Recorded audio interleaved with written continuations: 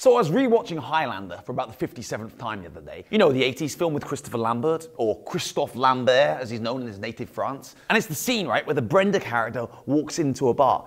She's played by some actress who wasn't really in anything else. I think her name was Roxanne Hart. Yeah, that's right. Like, it was a totally made up name, like a porn star's name or a stripper or something.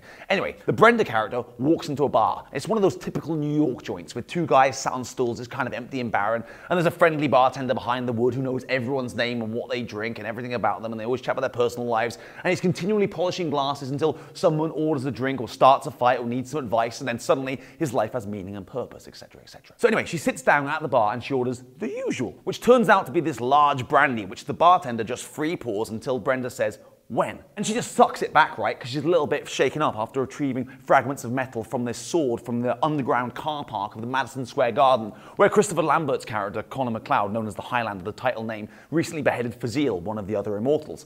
Anyway, so she sucks it back, but the details of the plot are unimportant. What's important is that she just throws back this brandy as though it's water. Which of course it is. I mean, it's a film set, right? She's just drinking water. She can't drink brandy all day, she'll be mashed. Or maybe she's drinking brandy on the side because she's a lush. I don't know. I don't know much about her. Like I said, she wasn't in anything else really that I could name. Look, I can drink, right?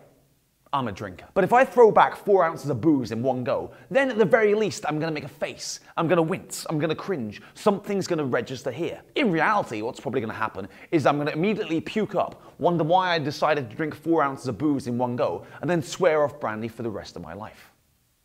But for some reason, we're expected to accept that certain characters in film and television can hold their liquor because they're seasoned vets, or they just had a nasty shock or a bit of a scare, or they're gunslingers in the Wild West. Which is even more ridiculous, right? Because the booze they were drinking back then, the cowboys in the Wild West, was like rubbing alcohol mixed with arsenic and liquid nitrogen, you know? It's complete terps. It's just about attention to detail. I'd have more respect for my heroes and heroines if they at least winced a bit when they took a drink.